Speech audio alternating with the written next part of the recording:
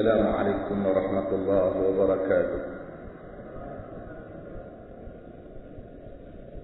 الحمد لله نحمده ونستعينه ونستغفره ونعوذ بالله من شرور أنفسنا ومن سيئات أعمالنا. من يهده الله فلا مضل له ومن يضلله فلا هادي له. أشهد أن لا إله إلا الله وحده لا شريك له وأشهد أن محمدا عبده ورسوله. أما بعد. Hadirin dan hadirat yang dirahmati Allah Subhanahu wa taala. Walaupun malam hujan, tapi insya-Allah kita teruskan macam biasa. Dan saya hari itu terlepas untuk mengucapkan selamat Aidil Adha, dan tuan-tuan telah pun menghabiskannya hari raya Adha dan hari-hari Tasyrik. Secara kebetulan saya pergi ke Bandung untuk baca khutbah dan berceramah di sana. Sebabkan untuk ceramah di Malaysia ni tak cukup tauliah, jadi terpaksa bisa di Bandung.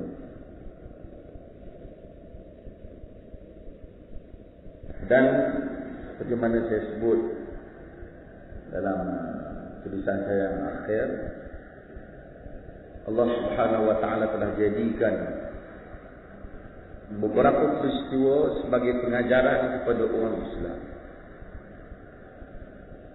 Di Indonesia, negeri dia miskin.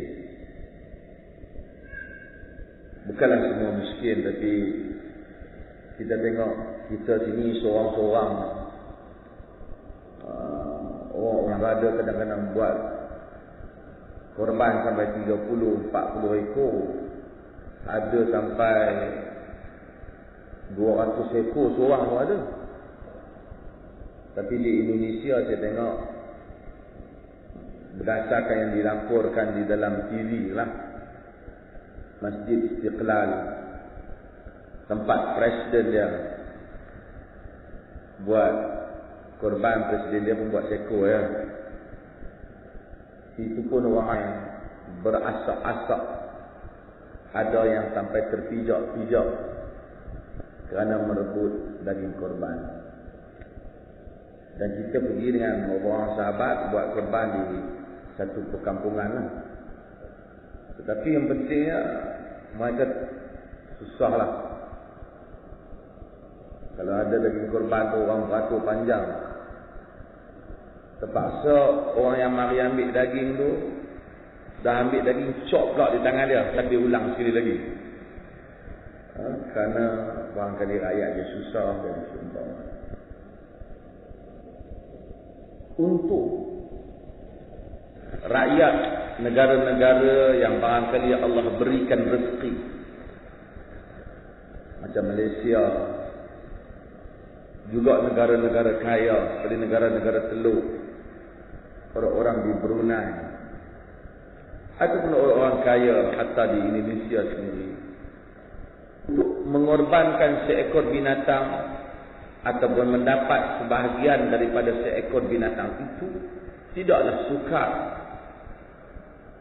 Taklah terasa berat. Kadang-kadang kita makan di meja makan pun dengan beberapa orang kawan, barangkali kalau tempat-tempat yang tinggi sikit harganya sudah 300-400. Bahagian korban barangkali 300 lebih-lebih sedikit. Kalaulah yang dikatakan pengorbanan itu hanya merujuk kepada 300 yang dikeluarkan itu semata-mata, maka tidaklah nampak tentang beratnya pengorbanan untuk agama. Allah Subhanahu wa taala syariatkan pengorbanan. Kita melakukan korban supaya mengingatkan kita bahawa apa yang kita lakukan di dalam agama ini mempunyai hubungan dengan insan yang besar, iaitulah Nabi Allah Ibrahim AS. Supaya kita mencontohi Nabi Allah Ibrahim dalam perkara yang paling kecil, yang boleh kita buat mengorbankan binatang, diikuti dengan mencontohi segala tindak tanduk Nabi Allah Ibrahim alaihissalam. Nabi Allah Ibrahim Allah sebut dalam Al-Quran sebagai umat. Inna Ibrahim kana ummah. Sesungguhnya Ibrahim itu umat. Ibrahim satu individu. Allah sifatkan Ibrahim bagaikan umat. Disebabkan Nabi Allah Ibrahim telah menghimpunkan semua ciri-ciri kebaikan. Disebabkan Nabi Allah Ibrahim seorang individu itu kekuatannya bagaikan satu umat. Dan kita satu umat, kekuatan kita bagaikan hanya beberapa orang individu saja.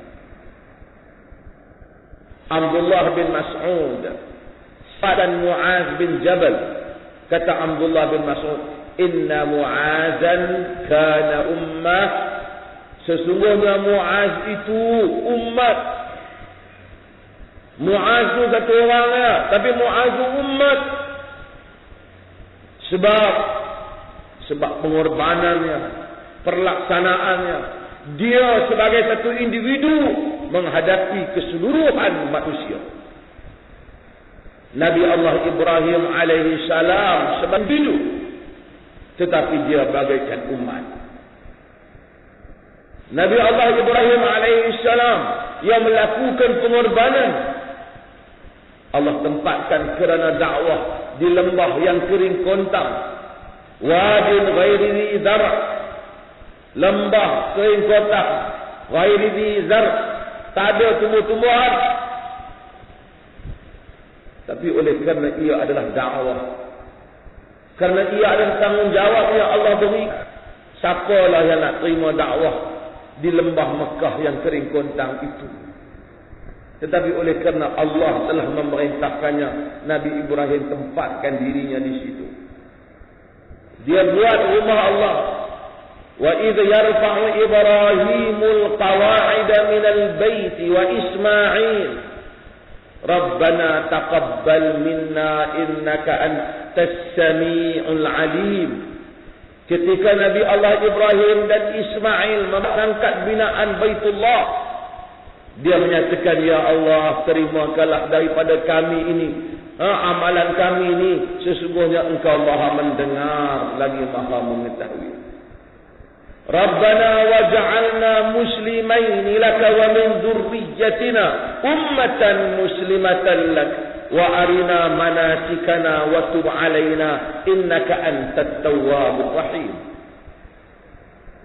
Rabbana waj'alna muslimaini lak, wahai Tuhan kami, jadikanlah kami berdua menyerah diri kepadamu. Dia doa untuk diri dia dan Nabi Ismail, anak dia. Rabbana waj'alna muslimaini laka wa min dzurriyyatina ummatan muslimatan lak, dan jadikanlah juga zuriat keturunan kami ini adalah umat yang menyerah diri kepadamu. Nabi Allah Ibrahim doa dulu ni. Rabbana wab'ath fihim rasulan minhum yatlu 'alaihim ayatika wa yu'allimuhumul kitaba wal hikmah innaka antal alimul hakim. Ya Allah, wahai Tuhan kami, hantarkanlah kepada mereka seorang rasul. Kita dah Nabi Allah Ibrahim 1000 tahun. Ya, setelah minta supaya umat ini menyerah diri kepada Allah, ya Allah, wahai Tuhan kami, hantarkanlah kepada mereka, kepada umat seorang rasul di kalangan mereka yang akan membacakan kepada mereka itu ayat-ayat-Mu dan akan mengajar kepada mereka kitab dan hikmah. Sesungguhnya Engkau Maha mengetahui, Maha perkasa lagi Maha bijaksana. Nabi Allah Ibrahim panjang nafasnya. Nabi Allah Ibrahim panjang pandangannya, melihat kepada dirinya dan melihat kepada manusia kemudian. Mudah-mudahan mereka menerima ajaran Allah Subhanahu wa taala. Itulah Nabi Allah Ibrahim alaihissalam yang disuruh kita contoh dia. Semangat dakwahnya, hidup untuk dakwah, mewakafkan diri untuk dakwah. bangun tidurnya untuk memikirkan masa depan diri dan umatnya, supaya mereka menjadi manusia yang tunduk kepada kebesaran kerajaan Allah Azza wa Jalla.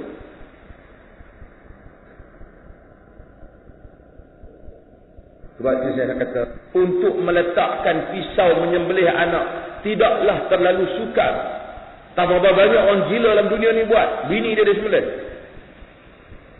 Tetapi yang sukar ialah untuk manusia bertarung dengan perasaannya ketika dia nak menyembelih anaknya, apabila dia ada perasaan seorang bapa. Banyak perkara yang kita nak belanjakan daripada harta fi sabilillah, ataupun kita nak korban tu, bukan korban tu besar sangat, tapi kerana kita terpaksa bertanda perasaan kita, cinta kita kepada dunia, perasaan ketamakan kita, dan perasaan kita yang tidak nampak habuan Allah pada hari akhirat, menyebabkan perasaan itu yang sebenarnya kita bertaruh, bukan dengan nak keluar belanja fi sabilillah RM50 supaya manusia dapat berdakwah dan menyebarkan dakwah. Sebenarnya RM50 bukan besar, tapi nak bertarung dengan sifat tamak, nak bertarung dengan kebakhilan yang ada dalam diri, itu yang besar. Untuk keluar menghadapi musuh demi mempertahankan ajaran Islam bukan besar. Keluar, ambil kenderaan, keluar. Tetapi untuk bertarung dengan perasaan cintakan dunia, sayangkan harta, cinta ingin kekal terus hidup di dunia ini, itulah yang besar, yang menyebabkan manusia tewas dan tidak mampu untuk menghadapinya. Apa yang dilakukan oleh para nabi dalam tarung menghadapi perasaan mereka apabila bertembung antara kepentingan diri dan tuntutan Allah Subhanahu wa taala. Itulah Islam. Itulah kemuncak nabi. Itulah kemuncak para pendakwah, dan itulah kemuncak mereka yang ingin berjuang mempertahankan ajaran Islam. Sesiapa yang dapat mengenepikan kepentingan di atas kepentingan agama, maka dia akan dapat meneruskan agenda perjuangan mempertahankan agama.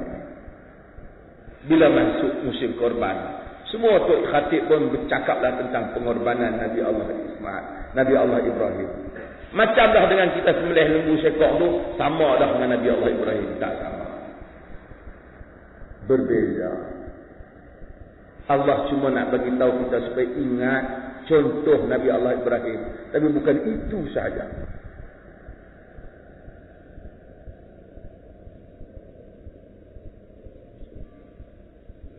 Ada perkara yang lebih besar yang Allah mahu supaya kita dihubung kaitkan dengan nama Allah, dengan Nabi Allah Ibrahim AS.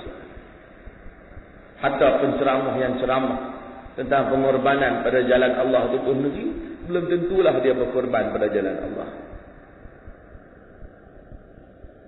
Sebab tu ramai orang nak jadi penceramah, kerana penceramah ni untung. Boleh ambil ayam.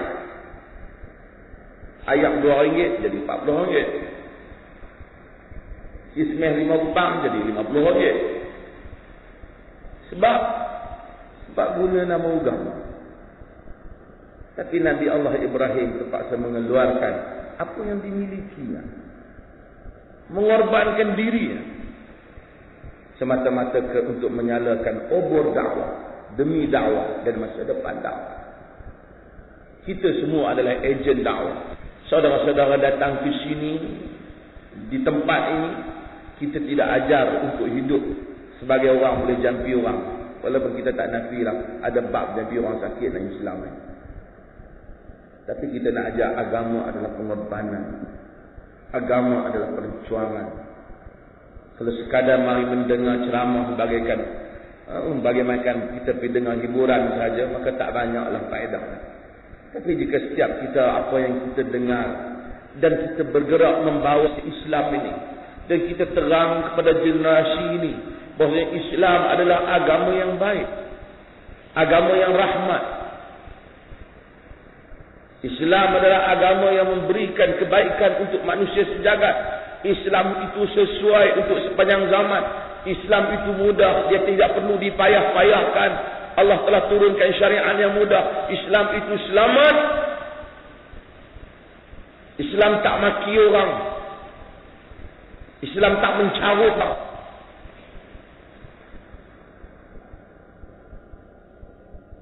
Jika kita dapat fahamkan supaya orang semua dapat melihat keindahan ajaran Islam ini, kita adalah sebahagian daripada kita melakukan tanggungjawab yang dibuat oleh Nabi Allah Ibrahim AS.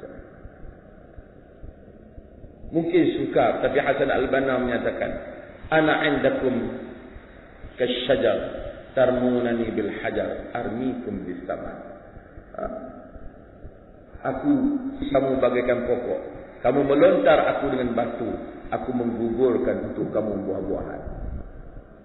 Para pendakwah, ahli ilmu, bila orang maki dia akan jawab tetapi dengan ilmu. Tapi orang jahil, dia maki orang, dia mencarut orang, dia akan peduli. Tapi orang ahli ilmu, orang baik, tuan-tuan, orang berdakwah, orang yang kenal Islam akan menjawab kelemahan orang dengan dalil, dengan nas, dengan akal yang mak, dengan penghujahan yang baik. Kerana itulah tabiat kepada agama. Agama ini memerlukan keberkatan. Tidak sama antara orang yang bercakap agama dan orang yang menghayati makna kepada agama. Agama itu mengalir dalam urat nadi seseorang sehingga bangun dan jatuhnya dirasakan bersama-samanya tanggungjawab mempertahan dan membina agama ini.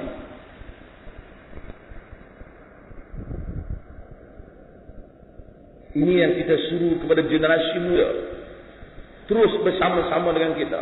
Bukan bekerja supaya menyatakan ni tempat terbaik ataupun kita saja tokoh yang boleh mengatakan. Tapi kita berkempen supaya ke mana mereka pergi.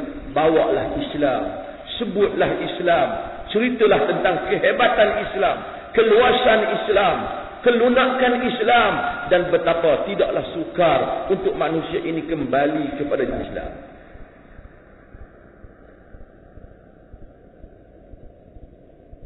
Dengan itu kita akan mengingati perjuangan yang besar Nabi Allah Ibrahim alaihissalam. Dan kita doa kepada Allah supaya Allah menjadikan cinta kita kepada para anbiya. Kerana zikrus salihin, menyebut orang-orang salih itu merupakan ibadah. Dan kepala orang-orang salih itu ialah para nabi alaihi wassalatu wassalam. Membaca Al-Quran tentang sejarah para nabi akan menjadikan kita rasa bagaimana perasaan mereka. Mereka membawa dakwah ini bukan dengan sebagai amalan sampingan, tetapi mereka menjadikan dakwah ini merupakan bebanan mereka dan perjuangan hidup mereka. Itulah para nabi alaihi wassalatu wassalam. Allah Subhanahu wa taala tahu bahawasanya Nabi sallallahu alaihi wasallam dan para sahabat, macam mana pun semangat Nabi, macam mana pun semangat para sahabat, tapi bila orang hina Nabi, orang maki Nabi, orang kata orang gila, orang kata orang sihir, tukang sihir, orang kata, kemudian orang Quraisy buat macam-macam, orang tangkap para sahabat, orang seksa para sahabat, ada para sahabat yang dibunuh.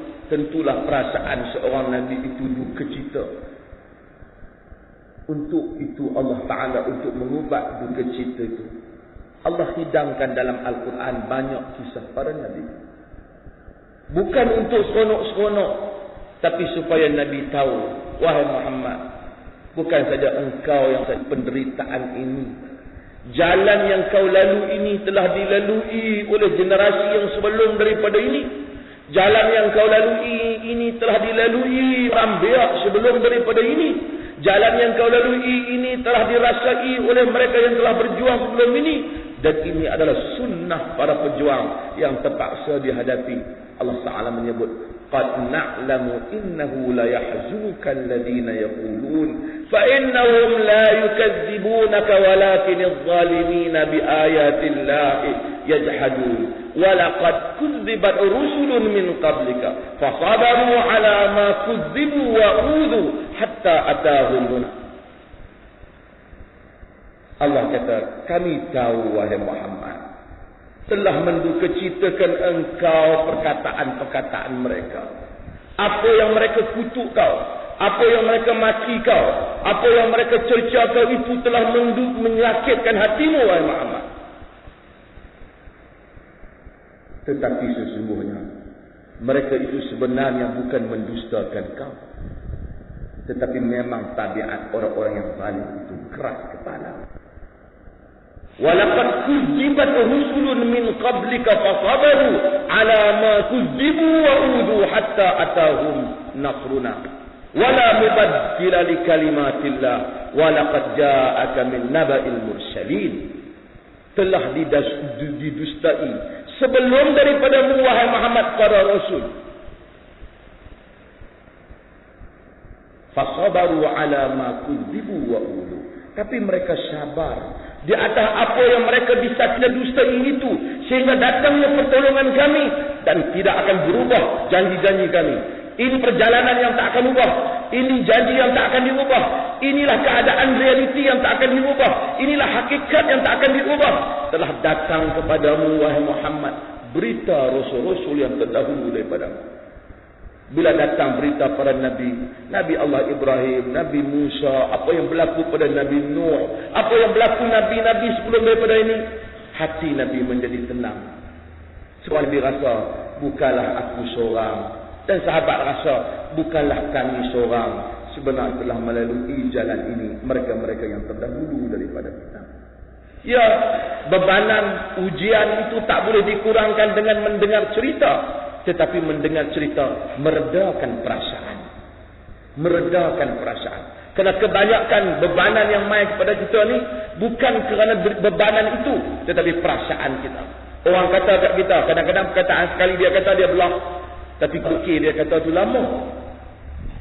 Tetapi bila datangnya berita-berita Al-Quran, maka ia meredakan perasaan kita. Nabi Allah Ibrahim alaihi salam salah satu daripada simbol untuk kita ingat dalam membawa dakwah ini, pengorbanan insan manusia yang Allah kata inna Ibrahim kana ummah. Sesungguhnya Ibrahim itu adalah satu umat. Hadirin dan hadirat yang dirahmati Allah Subhanahu wa taala, balik kita pada hadis.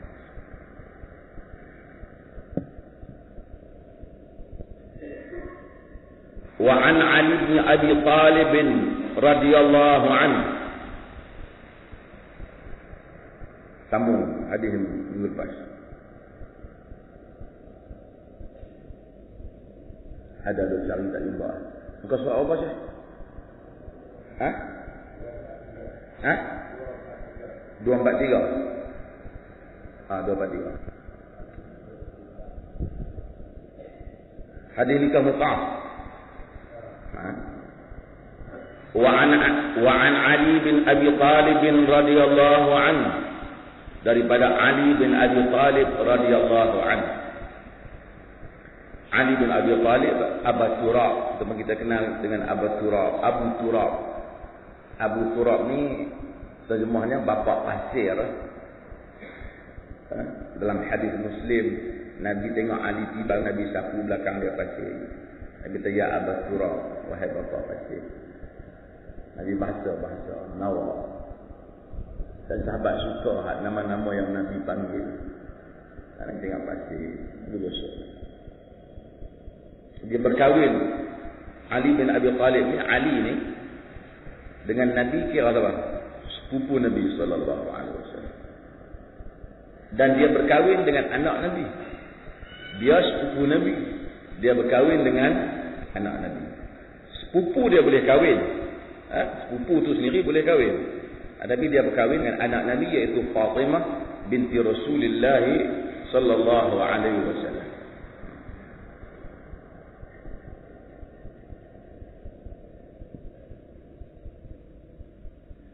Maka setengah orang dia kata tak boleh kahwin adik-beradik dekat sangat, tapi yang ni dekat lah. Nabi kata tak, yang Nabi kahwin ni pasal geng Said ni. Pasal ni keturunan Nabi Said. Saya bukan marah kat Said ni. Said ni saya kata dulu banyak jenis. Ada Said yang betul, yang keturunan Nabi. Ada Said yang jadi-jadian. Di Penang, siapa lahir malam Jumaat jadi Said. Ya betul.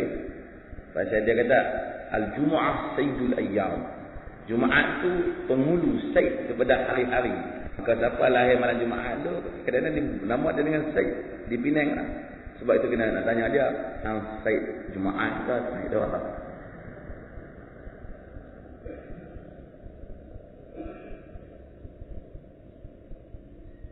Ada baru ni ada orang komplain marah kan. Saya ingat Menteri Besar Kelantan kata apa tak tahu kat saya dia lebih kurang. Saya teringat dulu dia orang marah pasal saya komplain saya. Sebenarnya bukan komplain saya kata syurga, masuk syurga ni tak ada kaitan dengan keturunan. Kalau orang tu beramal dengan amalan saleh, dia keturunan jakun di rimba pun dia masuk syurga. Tapi kalau dia beramal dengan amalan tak saleh, dia lawan Islam, dia kalau keturunan pak menakan Nabi pun masuk neraka. Masuk neraka. Kalau dia sallallahu alaihi wasallam. Dan ada orang dia sensitif. Dia no, saya ni special, masuk syurga special. Kita dah, kita hormatlah Said ni kalau betul-betul dia keturunan Nabi. Kita hormat, kita sebut Allahumma salli ala Muhammad wa ala ali Muhammad. Kita selawat kat Nabi, kita selawat kat keluarga Nabi. Tapi keluarga Nabi itu kena ikut Nabi. Abu Lahab pun keluarga Nabi tapi tak jadi, dia tak ikut Nabi selawat, kita tak masuk dia.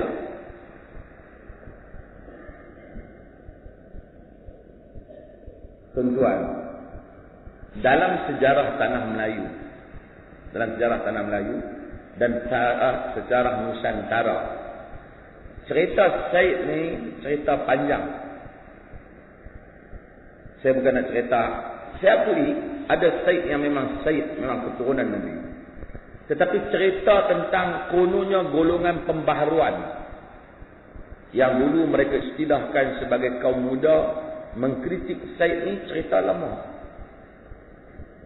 Sebab itu jika tuan-tuan baca dalam buku Hamka, teguran suci kepada Mufti Johor tu, akan ada bab Hamka berkata tentang masalah isu tentang Said.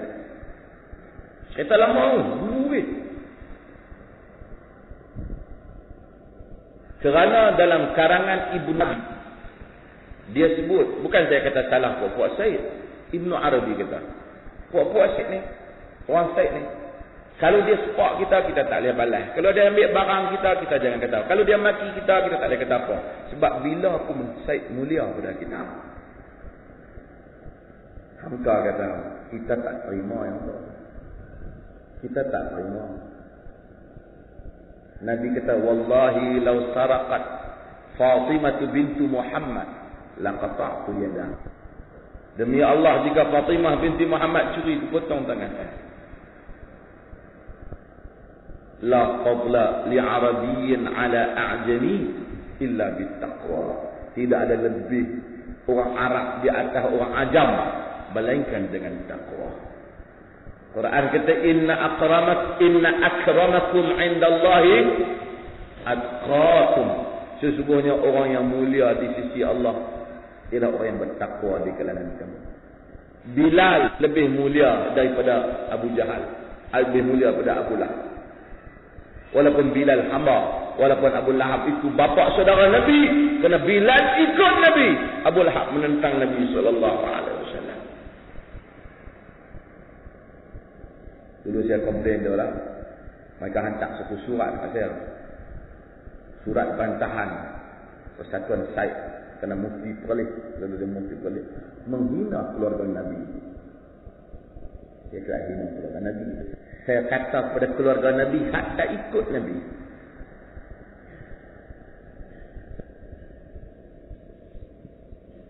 Ali bin Abi Talib, balik belakang. Ali bin Abi Talib merupakan simbol kepada orang Syiah.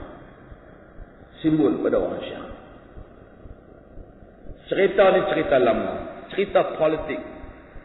Tuan-tuan, dalam banyak keadaan dalam cerita dunia Islam, isu politik menjelma menjadi isu agama. Bila Nabi SAW wafat, Abu Bakar Siddiq jadi khalifah. Masa tu Ali tak kata apa. Memang Ali tak kata apa pun. Ali iktiraf dia. Masa Umar jadi khalifah, Ali bantu Umar. Masa Uthman, Ali bantu Uthman. Walaupun ada beberapa Ali berbeza dengan Uthman. Biasa dalam politik. Kemudian timbul isu. Bila kerajaan Uthman timbul masalah, orang kritik pemerintahan Uthman. Dan seperti mana yang selalu tuan-tuan dengar saya selalu sebut tentang akhirnya berlaku krisis pada zaman Uthman.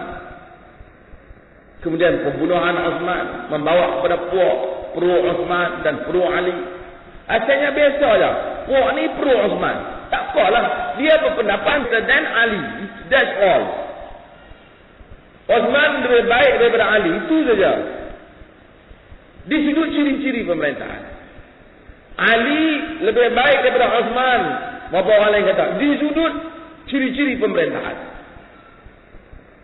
Tapi setengah orang dia tak pada dengan isu zahir tu. Dia bawa mai ke dalam isu politik tu nas agama. Dia mari nas. Dia kata Ali ni bukan orang. Nabi yang suruh dia jadi khalifah. Biar betul. Sebenarnya Nabi ada bersabda. Dia mula fabricated hadis. Dia fabricate hadis. Dia mula reka hadis. Maka banyaklah hadis ni. Akhirnya daripada isu siapa nak ganti, siapa yang lebih baik kepada isu agama, menjadi satu i'tiraf, muncul menjadi mazhab. Muncul menjadi mazhab. Sebab ambil isu agama ke dalam, ambil isu agama. Bila nak hujah dalam politik, ambil nas agama. Walaupun benda tu tak kena mengena. Maka waktu keluarlah tentang dalil-dalil Ali, reka tambah, tafsir tambah, reka tambah. Lama-lama pengikut menjadi fanatik dan menganggap puak sesat. Sebab mereka tak ambil Ali. Bila zaman Sayyidina Ali berperang dengan Muawiyah, ada pihak yang bersetuju berdamai, ada pihak yang setuju jangan berdamai. Pasal perang dah berlaku. Dan ini boleh dengar dalam tulisan-tulisan saya tentang sejarah peperangan ini. Tapi yang saya nak ceritanya ialah bila berbeza pendapat pasukan keluar daripada Ali. Bila keluar kerana tak setuju Ali berdamai dengan Muawiyah. Keluar tak apa. Yang keluar tu dia panggil kharaja keluar. Jadi khawarij, pokok hak keluar. Tak apa apa keluar, apa tak setuju. Tapi tak padan keluar. Buat keluar dalil. Create dalil. Tafsirkan dalil. Buat tafsiran sendiri. Maka timbul satu mazhab. Namanya khawarij. Siapa buat dosa, jadi kafir. Ali buat dosa, kerana berdamai, Ali kafir. Muawiyah buat dosa, Muawiyah kafir. Amr bin As buat dosa, Amr bin As kafir. Uthman dulu buat dosa, Uthman kafir. Kenapa? Wa man lam yahkum bima anzalallah fa ulaika humul kafirun. Sesiapa hukum dengan hukum Allah, maka mereka menjadi orang kafir.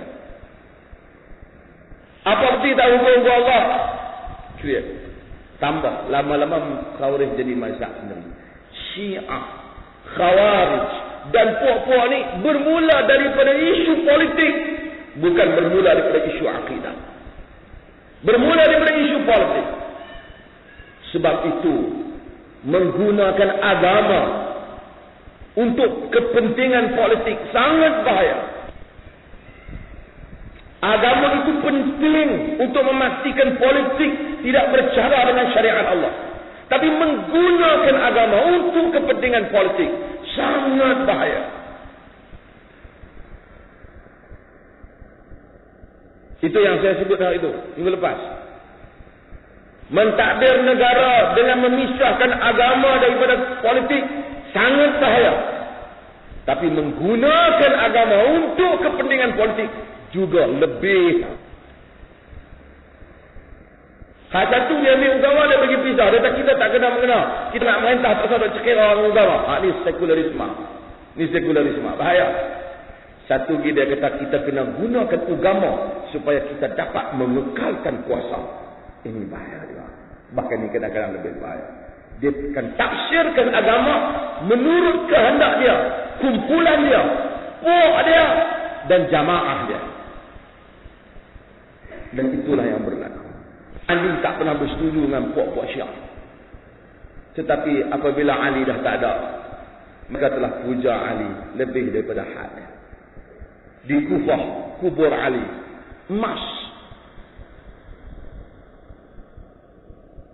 Ali itu digambarkan seakan-akan musuh kepada sekalian para sahabat.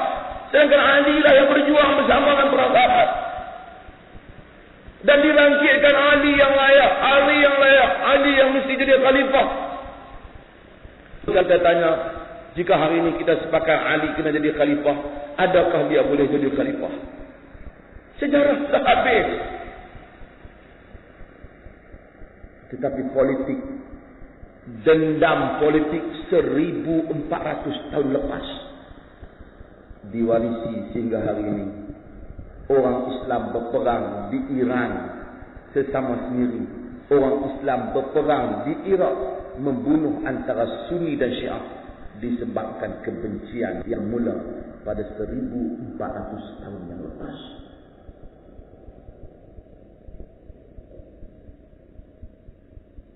Sebab itu kita selalu sebut, jika ditanya mana-mana puak pun, apa rujukan kamu? Quran dan Sunnah. Apa rujukan kamu? Quran dan Sunnah. Tarekat, menari, bergelek, Quran dan Sunnah. Pergi ke Turki, pakai skirt, pusing 24 jam. Tu, apa nama? Apa tu? Ini tarekat, Quran, Sunnah.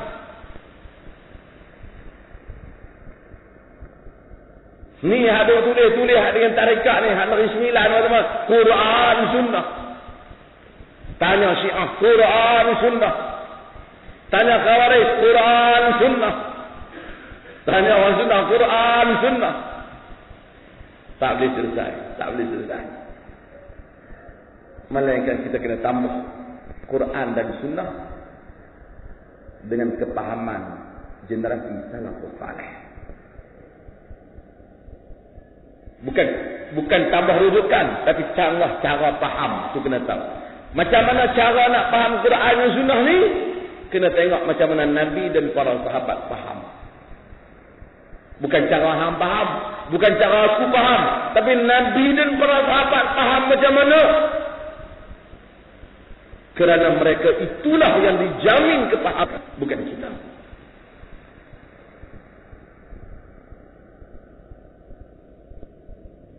Khairun nasi qarni, thumma alladhina yalunahum, thumma alladhina yalunahum. Sebaik-baik manusia pada zamanku, kemudian selepas daripada itu, kemudian selepas daripada itu. Fa in amanu bimithli ma amantum bihi faqad ihtadaw. Jika mereka itu beriman seperti kamu, wahai Muhammad dan para sahabat beriman, mereka itu benar-benar mendapat petunjuk. Jadi kita nak faham Quran dan Sunnah macam mana faham Quran dan Sunnah, supaya tak timbul aku faham je ni, hang faham je ni. Tak apalah dalam masalah-masalah yang dianggap sebagai cabang. Tapi dalam usul, hang dan aku kena faham macam mana Nabi faham. Kalau ikut faham, ada orang yang faham tak wajib semayang. Wa'bud rabbaka hatta ya'tiyakal yaqin. Sembahlah Tuhanmu sehingga datangnya al-yaqin. Al-yaqin tu dia kata yakin dah penuh. Aku yakin dah penuh dah. Tak payah wajib semayang. Semayang ambil syarat dia. Pakai niat. Gunakan Quran. Tak usah ikut kepala dia. Kita kata nak tengok Nabi sampai akhir hayat pun solat.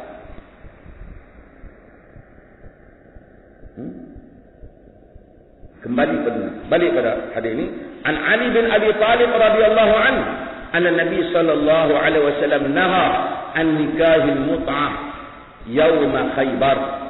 Sesungguhnya Nabi sallallahu alaihi wasallam larang daripada nikah mut'ah pada hari perang Khaybar, wa an luhumil humur ahliya, dan daripada daging himar jinak, himar kampung, himar. Baca pada sebut humur ahliya, kita saya terang. Hadis ni kata Nabi larang daripada nikah mut'ah zaman. Siapa kata? Nabi tak kata. Siapa kata? Ali meriwayatkan Nabi larang. Jadi Ali tengoklah, kita percaya orang pada Ali. Yang menariknya, nikah mut'ah ni kontrak. Dia apa beza nikah mut'ah ni? Nikah mut'ah ni dia meletakkan tempoh di dalam, saya kita akan bahas. Nikah mut'ah beza dengan nikah biniyatit talaq. Apa beza nikah mut'ah dengan nikah niat nak cerai? Nikah mut'ah bermaksud ialah seseorang nikah, dalam akad dia tu dia sebut bahawasanya tempoh perkahwinannya. Umpamanya kadang-kadang dia menggunakan perkataan mut'ah ataupun istimta', atau bermaksudnya aku menikmati kau dengan mas kahwin sekian-sekian daripada 20 hari bulan sehinggalah kepada 27 hari bulan. Dan aku menikah dengan kau sehinggalah kepada 15 hari bulan ni. Artinya apabila sampai 5 hari bulan ni, automatically tak payah dia kata aku ceraikan kau, rumah tangga tu, pernikahan tu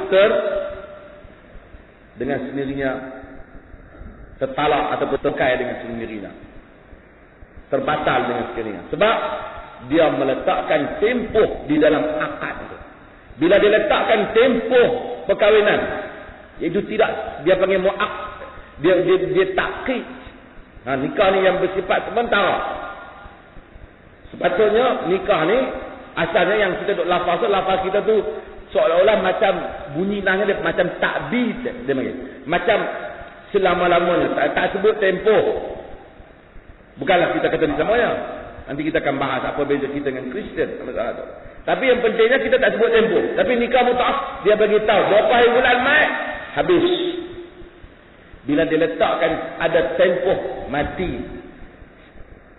expired date untuk apa?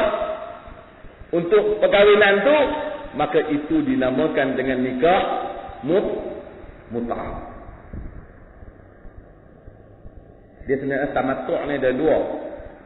Tamattu' mut'ah, satu dalam haji tamattu'. Tu mut'ah juga tu, tapi haji. Satu lagi mut'ah, kita kata bagi mut'ah ke isteri, yang tu pemberian pada isteri apabila kita cerai. Itu mut'ah lain. Itu masuk pemberian. Yang ni nikahul mut'ah. Tak jangan keliru pula. Ngaji tak boleh, tak kita faham lah. Bukan payah Islami, istilah dia jarang. Nikah mut'ah, maka maksudnya nikah yang tadi ada tempoh. Ahli sunnah wal jamaah, saya sebelum kita bahas, ahli sunnah kata nikah ni haram. Dulu halal. Tapi sekarang dia haram. Sebab apa dia haram? Sebab Nabi telah larang. Bila dia kata Nabi larang pada hari perang Khaybar, seakan-akan sebelum daripada tu boleh. Ini pun nak kena bagi perhatian kepada tokoh-tokoh sunnah. Ulama-ulama sunnah kata nikah mut'ah ni nikah yang hina, jijik. Dia tak boleh kata jadi. Dalam sejarah Nabi benarkan, takkan ada zaman Nabi benarkan benda jijik. Cuma kita nak tengok Nabi benarkan tu dalam keadaan macam mana. Itu saja kita nak kena faham. Sekarang dia kata tak ada. Nabi larang. Mazhab apa? Ahli sunnah sepakat. Semua mazhab tampak kata tak boleh.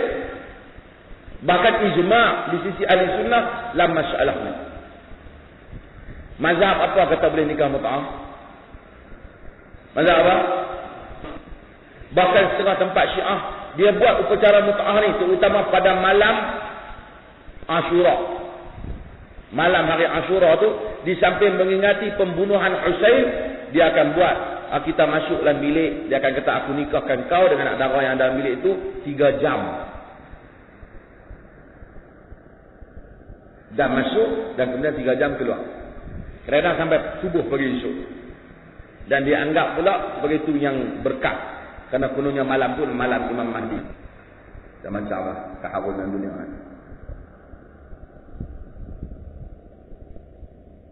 Okey, tak apa.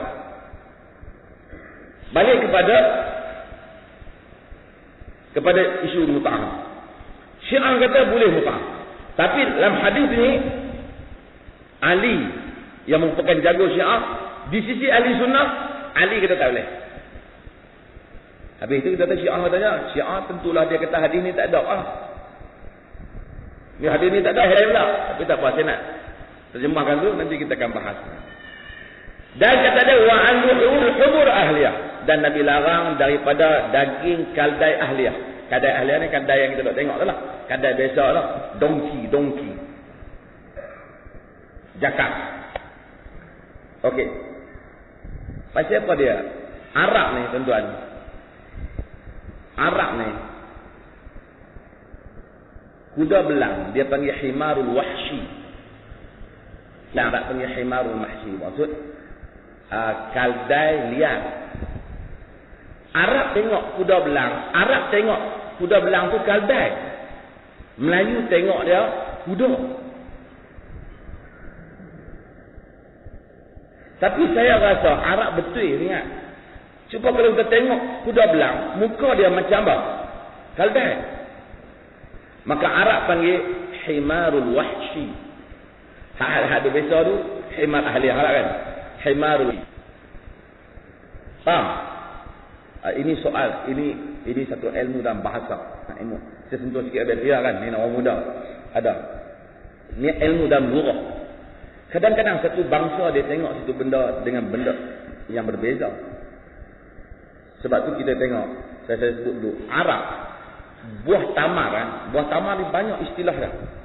Tamar putih panggil lain, tamar masak panggil lain, tamar hak dekat-dekat nak masak panggil lain, tu ada balak, ada tamar kan.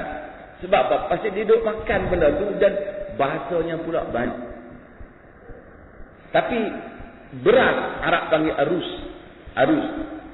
Beras. Nasi pun arus. Beras dengan nasi sama. Rice sama. Kan? Orang Melayu tak. Pasal barangkali dia duduk makan, dia panggil beras. Dia panggil nasi. Beras itu sebelum dia masak, dah masak nasi. Sebab barangkali kita duduk kerja makan benda tu kan. Menyebabkan setiap bangsa tu dia develop language tu berdasarkan kepentingan bangsa dia ataupun kebiasaan dia. Ini satu ilmu dalam bahasa lah. Balik pada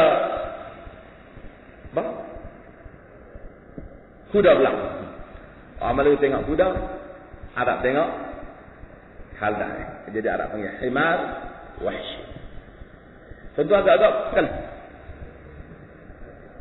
Supaya kenangkan wajahnya yang indah itu. Kuda agak kaldai. Rupa kuda belang tu, rupa kuda ke rupa kaldai? Jadi kita akan panggil kaldai belang.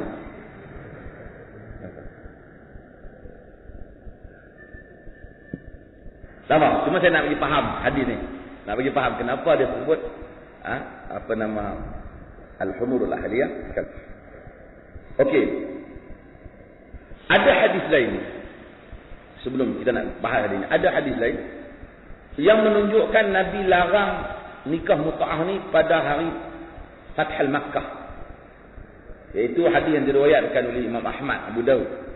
Menyebabkan sekali lagi ulama berbincang yang betulnya bila larangannya. Yang betulnya bila larangannya. Maka Al-Imam Syaukani bagi beberapa pandangan dan Imam Nawawi bagi beberapa pandangan. Imam Nawawi kata mula-mula Nabi larang masa berdasarkan hadis ni. Lepas tu Nabi izinkan balik. Lepas tu Nabi larang yang selama-lamanya pada peperangan, pada pembukaan kota Mekah. Fathul Makkah. Macam mana nikah mut'ah ni berlaku? Supaya kita faham. Para sarjana yang mensyarah tentang nikah mut'ah ni kata, nikah mut'ah ni berlaku bukan ketika di Madinah. Tapi ia berlaku apabila tentera keluar perang. Bila tentera keluar perang, dia sampai satu tempat dan orang Arab ketika itu baru je. Larangan zina ni dulu kira zina ni berleluasa. Bila mereka pergi perang, barangkali mereka pun tentera dan kemudian pergi duduk di sana, mereka barangkali takut tak boleh kontrol diri mereka. Dan mereka duduk di situ dan berjumpa wanita di situ, Nabi izinkan mereka berkahwin. Mut'ah. Kahwin yang hanya umrah tempoh. Kemudian daripada itu, selepas Nabi tengok keperluan dah tak ada, Allah Subhanahu Wa Taala turunkan benda ni diharamkan selama-lamanya. Hanya dibolehkan untuk tempoh tertentu. Ini pandangan sebahagian sarjana. Dan kalau kita tengok cara pensyariatan perkahwinan, macam mana kahwin ni? Nak kena ada wali, kena ada saksi, kena ada penuri. Takkan nak kahwin 3 jam kot. Susah payah begitu. Mestilah perkahwinan ini mesti lama. Jadi kalaulah Islam benarkan macam di Iran, boleh kahwin 3 jam, 4 jam, sehari, seminggu. Dan orang Syiah. Dulu ada orang Syiah kan. Nanti mut'ah boleh. Orang tanya, aku mut'ah dengan anak hang boleh ke? Tak boleh ya. Dia pun tak mahu kan. 3 jam lah. Tak boleh, dia pun tak mahu. Jadi tentu maksud ataupun tujuan daripada perkahwinan itu tidak tercapai. Maka cukuplah dengan tempoh itu. Maka Nabi SAW lepas itu larang untuk selama-lamanya.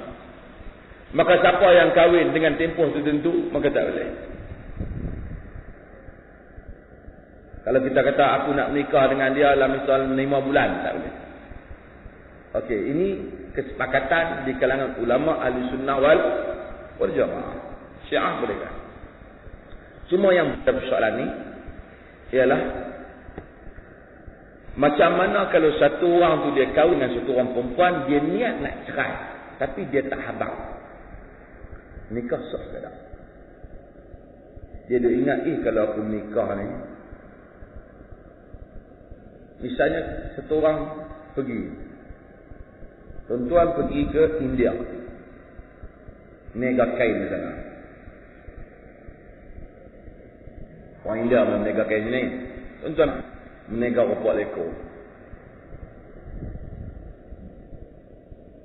Berkenal kat Juhi Chawla India mana ke? Tapi duk rasa aku ni kalau buat balik dia ni tentu tak mau. Duk kenal ni kalau tak nikah tak lagi jadi masalah. Kau berlaku benda tak elok.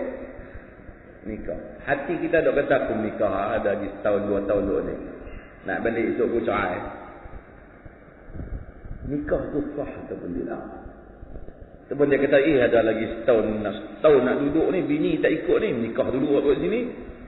Soalan balik bini sana marah. Nak balik aku cerai. Hati dia duk ingat macam tu. Lepas tu dia masuk Minang, dia kahwin. Of course, dalam akad tu dia tak sebutlah kata setahun. Akad sebut macam biasa. Tapi hati duk tahu dah. Setahun ni, aku nak balik besok ni, aku bercerai lah dengan kapur-kapur ni. So, boleh ataupun tidak. Ini bab yang menyebabkan para sarjana hukum berhubung dengan munakahat ini berbincang panjang. Berbagai-bagai pandangan. Secara umumnya majoriti para ulama kata boleh. Selagi mana dia tak sebut dalam akad tu bila. Dia tak sebut kata aku nak cerai, tak akad macam biasa. Masalah hati itu dia punya hal. Ada yang kata boleh, tetapi dia berdosa kerana dia ada niat yang tak elok. Dan dia seakan-akan telah menipu pihak wanita. Dalam mazhab Syafi'i, dia kata boleh. Maksudnya bukan boleh, dia maksud boleh ni bukan disuruh. Maksudnya akad. Sebab selagi mana dia tak disebut dalam akad, Bahwasanya nikah setahun ataupun 5 bulan.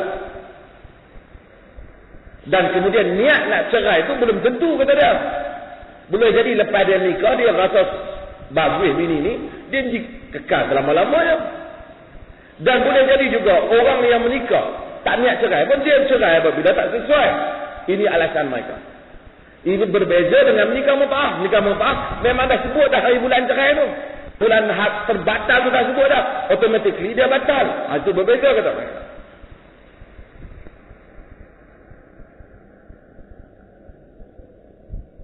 Al-Qadi Abu Bakar Ibn Al-Arabi, dia kata bahawasanya tak ada masalah. Dan kita tak boleh suruh satu orang kata, aku nikah ini untuk kekal selama-lamanya. Itu Kristian.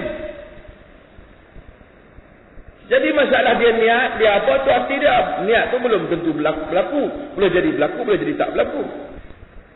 Dengan sebagian pihak kata, kalau dia nak niat nak tipu perempuan tu tak tahu, dia ingat kal, dia berdosa. Al-Imam Al-Auza'i, dia ada pendapat yang lain. Dia dan beberapa orang bersama dengan dia kata tak sah. Sebab niat di hati itu untuk menghadkan tempoh kahwinan tu samalah dengan akad. Walaupun tak sebut, tapi dia pengantin lelaki itu tahu bahawanya nikah puan tak berdosa lah, dia berdosa.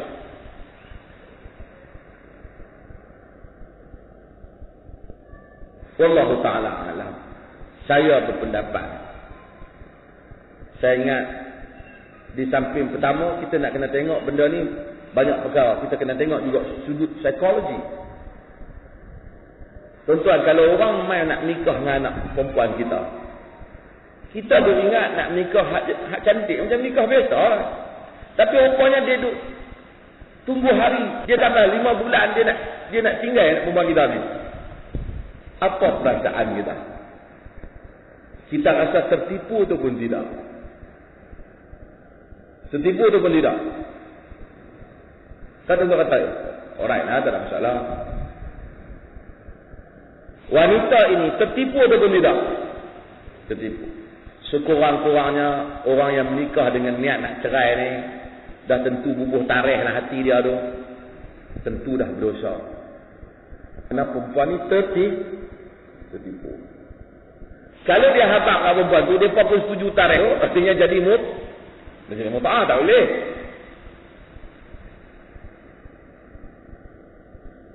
Kalaupun nikah ni sah, tapi andaian untuk sah tu masih kuat sebab boleh jadi dia niat. Pas nikah dia sayang, dia tak cerai pun. Boleh jadi juga kan?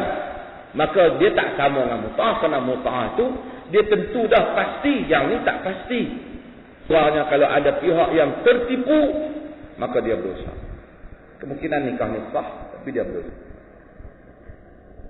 Tapi oleh kerana ada sebahagian para ulama telah jawab benda ni, terutama untuk orang Arab yang pergi ke barat ke apa, yang tanya kalau mereka kahwin besok tak boleh nak balik dan negara mereka ingat tak mau nak balik, mereka nak cerai, sah ataupun tidak? Mereka kata sah, tapi jika ada unsur penipuan maka berdosa.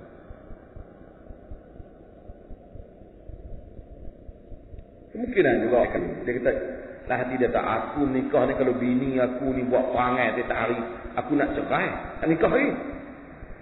Ada dia pun niat nak cerai kalau ada pandai, tapi nikah dia sah.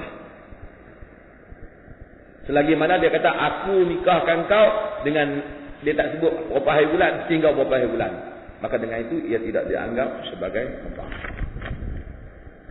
Baki pada hadis ni walaupun tak kena-mengena, kita buka soalan, iaitu wa'an luhumil humurul ahliyah, daripada daging keldai juga diharamkan.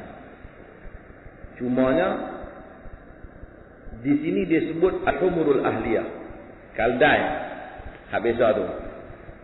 Maka dia tak sebut keldai hak kuda belang. Maka kuda belang tu tak termasuk binatang yang dilarang. Maka dia boleh makanlah apa yang nak makan. Hadis riwayat Al-Imam Al-Bukhari dan Muslim. Wallahu a'lam. Buka bersama. Dah serang.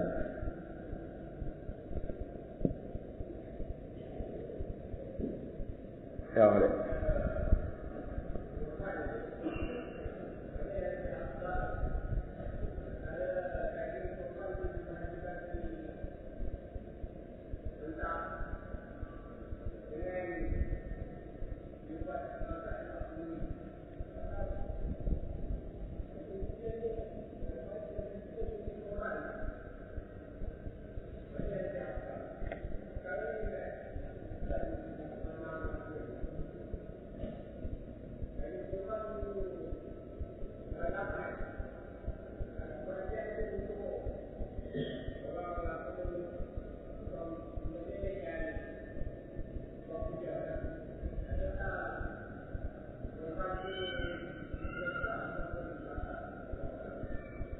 Masih.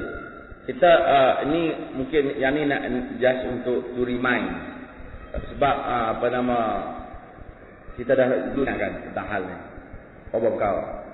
Pertama korban ni kita sembelih, kita bagi daging mentah. Dan orang tu ambil, dia buatlah apa dia nak buat. Dan kalau boleh tak usah masuklah kita punya interest dalam tu. Kita nak kahwinkan anak kita apa semua, kemudian kita buat korban. Walaupun korban sah, tetapi ia tidak berlaku seperti mana yang asal. Tak berlaku seperti mana yang asal.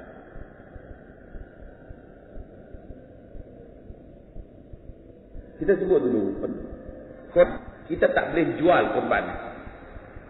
Kita sembelih lembu korban kita sekok, kita kata korban lembu ni. Lepas pada tu kita ambil daging lembu tu, kita pergi jual.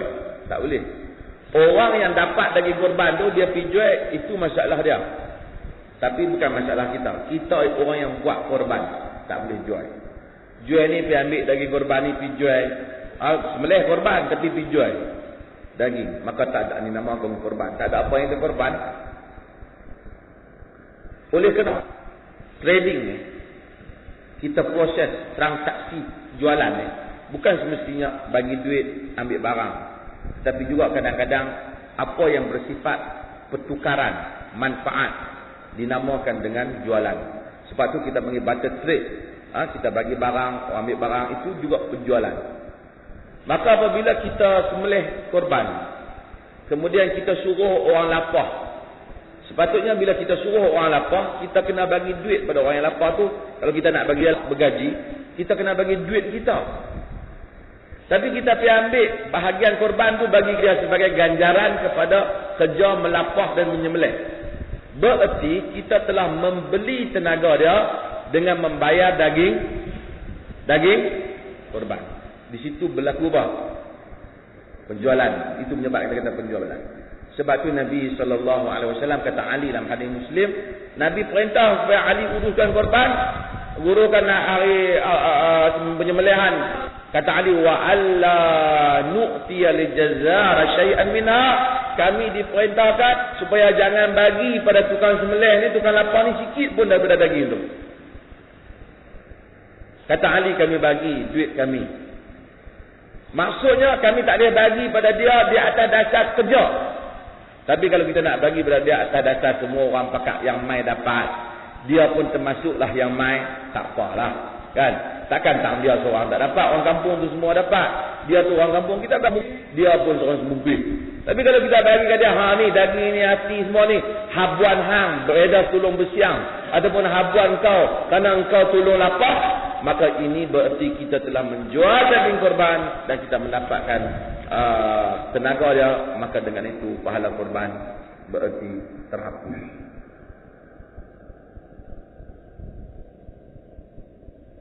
Hadis tentang muncul suara hari Jumaat, apa semua ni yang diriwayatkan oleh hadis ni dhaif. Saya tahu orang nak tanya banyak kali, saya malas nak cerita. Dah kali dia pergi tengok 20 apa? Berapa? 2012. Kononnya dunia akan berlaku kiamat berdasarkan kepada kalender kaum Maya. Macam-macam orang mai tanya Nabi, ya Rasulullah, mata sa'ah wa Ramadan.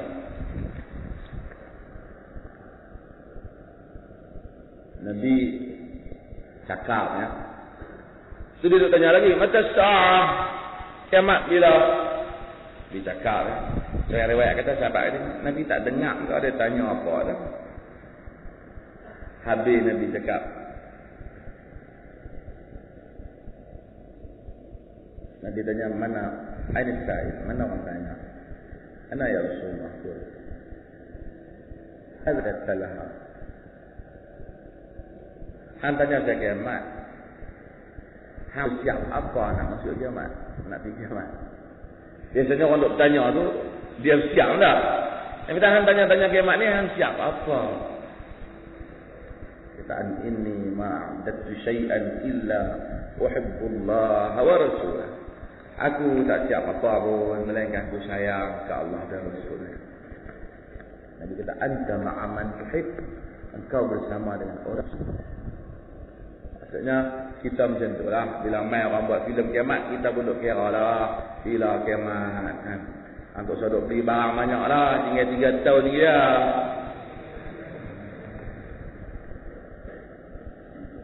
Kalau kiamat nak berlaku besok, kata Nabi, kita boleh tanam pokok. Hari ni kita tanam weh, tetap dapat pahala. Kita bersiapkan beli beras kiamat ni, kita mempersiapkan amalan kita kepada Allah Subhanahu wa taala.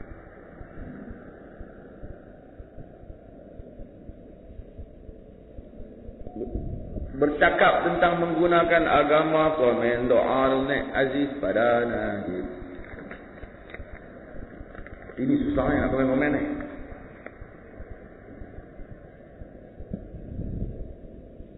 Tuan-tuan,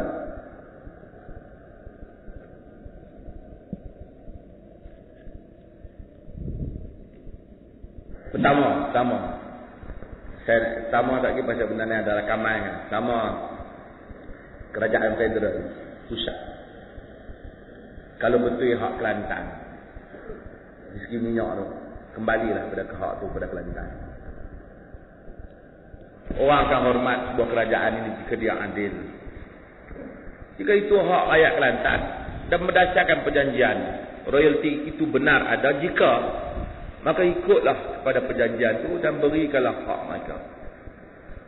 Ini tanggungjawab besar, supaya dia tidak dianggap sebagai zalim dan tak ikut kepada kesepahaman yang dibuat.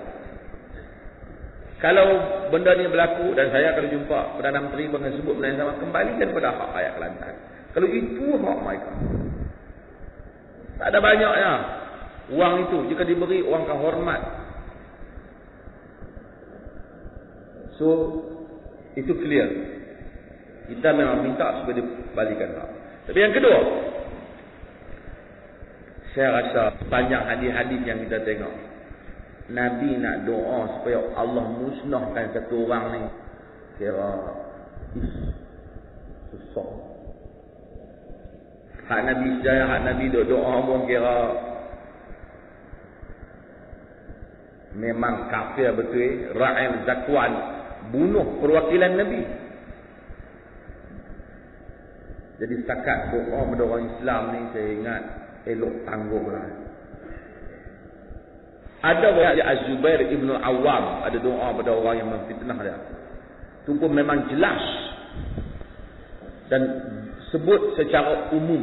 Saya tak tahulah Menteri Besar Kelantan sebut macam mana, saya tak mau ulah yang dia punya. Tapi saya kalau nak doa, ya Allah, jika benar fulan melakukannya sedangkan aku ini dizalimi, maka ambillah tindakan berdana. Hak tu mungkin. Tapi bila kita tentukan fulan supaya Allah laknat dia, sedangkan suatu kes tu kadang-kadang kita tak pasti lagi di sebalik seorang terlibat, adapun ada masalah yang lain. Saya ingat perkara ini, don't politicize our religion. Saya rasa lah, kita tak tahulah wartawan tanya macam mana, hak keluar soalan macam mana, hak tu kita tak pasti. Hak tu kita perlu kepada nasihat. Tapi kalau tanya saya ingat kalau boleh tak usah. Yang ketiga, ulama-ulama hak jangan buat. Saya bacalah komen. Nama apa? Mesti Perak.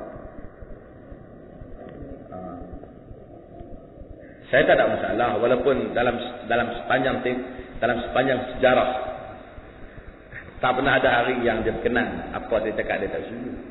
Tetapi ketika dia dicerca dahulu, dia dicerca ketika itu saya ada di UK, saya tulis artikel minta supaya janganlah maki dia macam tu.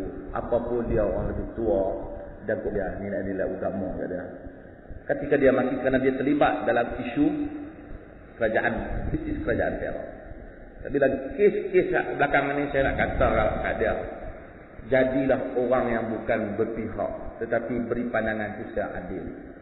Sebutlah kepentingan kedua-dua pihak. Sebut juga masalah minyak dan sebut juga masalah doa ni, supaya dua-duanya adil lah. Cukuplah anugerah-anugerah dapat tu cukuplah. Cukuplah. Makan hati pun tak habis. Jadi orang.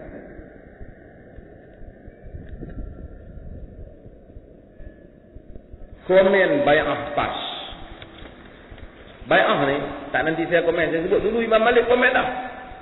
Dan Imam Malik baru dia jatuh sehingga dalam majlis dia angkat kerana dia dihukum, dipukul oleh Khalifah Abu Ja'far Al-Mansur kerana menentang bai'ah Abu Ja'far Al-Mansur yang meminta rakyat berbai'ah. Sesiapa yang merongkaikan bai'ah, maka isterinya tertalak. Maka Imam Malik telah mengeluarkan fatwa tidak tertalak isteri, la talaqa ala mustakrah, tidak ada talak kepada isteri yang kepada orang yang dipaksa. Dan saya tidak fikir satu kebijaksanaan untuk mempertaruhkan isteri di rumah kerana urusan politik. Bukan satu kebijaksanaan.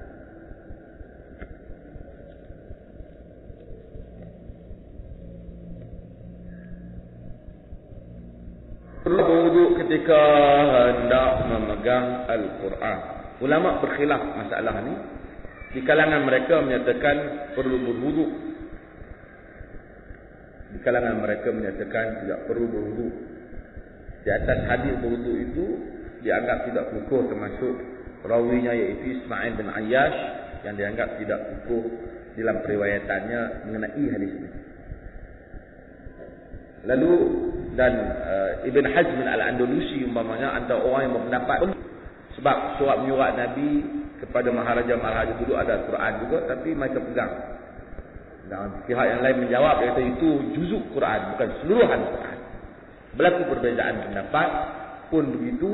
Asalnya dalam hal ni, jika kita lihat kepada ayat la yamassu ilal mutahharun, tidak dipegang Quran itu melainkan mereka yang suci.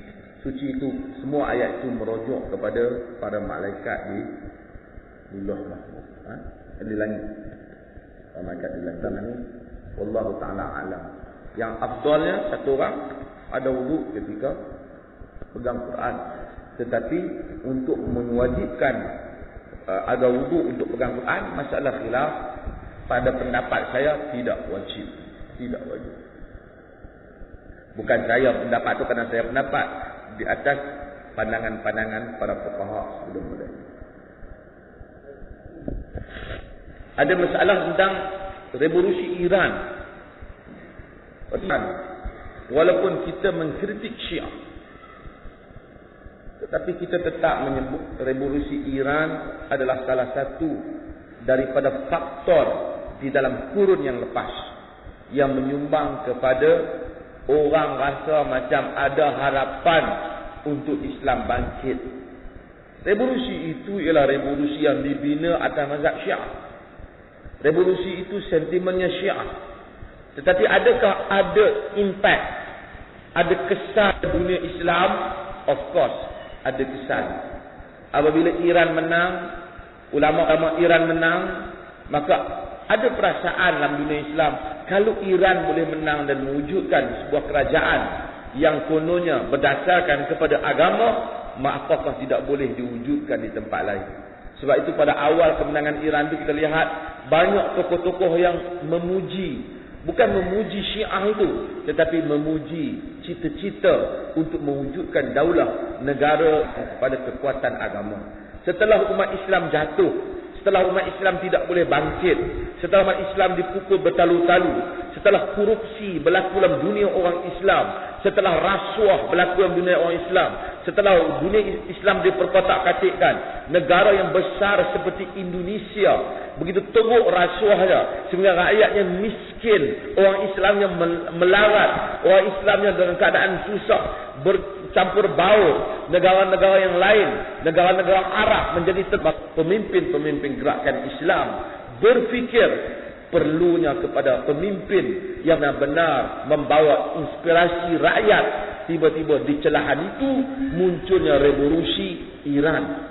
Dan revolusi Iran ketika itu memang mempunyai kesannya yang agak positif kepada semangat orang Islam, bukan pada soal Syiah. Soal Syiah itu tak. Syiah itu negatif. Tapi di sudut semangat, implikasi yang terkena pada orang Islam, kerana pada kurun yang lepas kita ada Iran dan kita ada kerajaan di Sudan.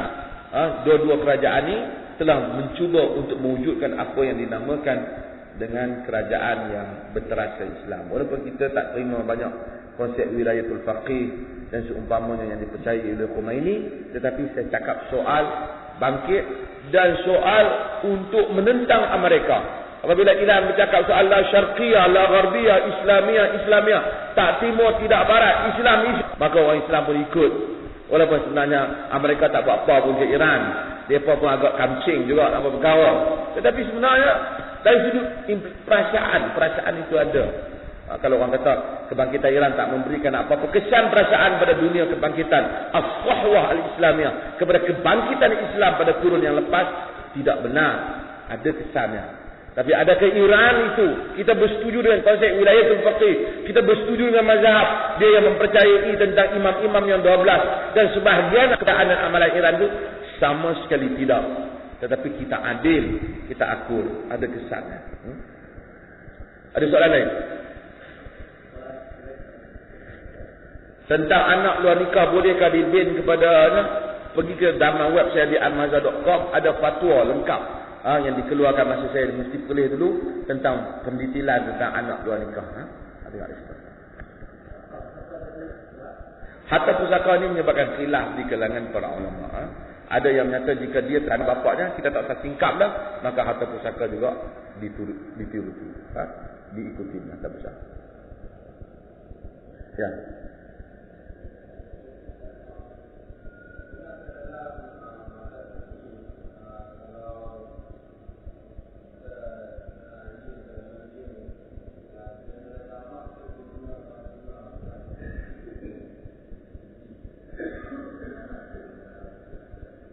Dalam mazhab Syafi'i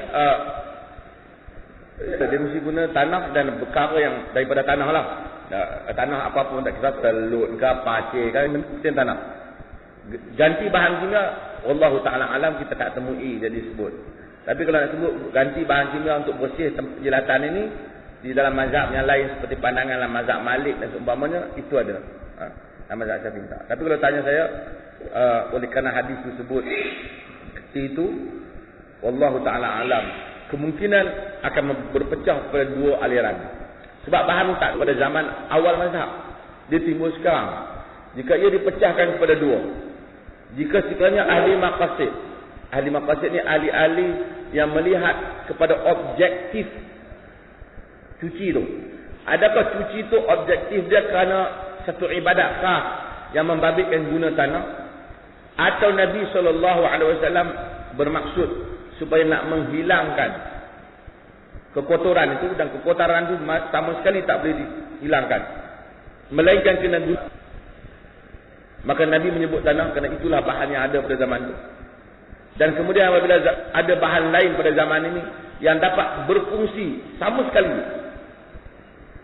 seperti tanah atau lebih baik daripadanya, yang tidak lagi meninggalkan bahawa kesan, maka ada beberapa penulis moden yang menyebut bahawasanya maka tercapai maksud hadis, dan mereka bukan declare diri mereka daripada Syafi'i ataupun bukan Syafi'i.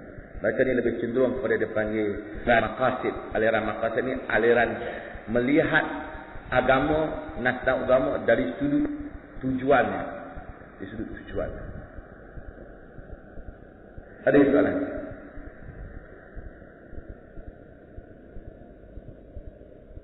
Sekarang ni oleh kerana kita tak boleh nak proof adakah bahan kimia tu sama fungsi dengan tanah, maka kita guna tanah dulu, kan?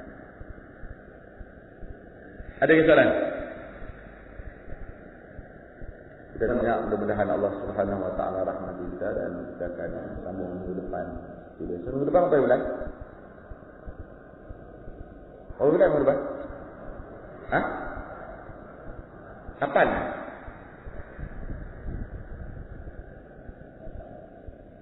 Ada soal. Asal ada, siapa ada? Nanti saya. Assalamualaikum warahmatullahi wabarakatuh. Subhanallah wa bihamdihi, asyhadu an la ilaha illa anta.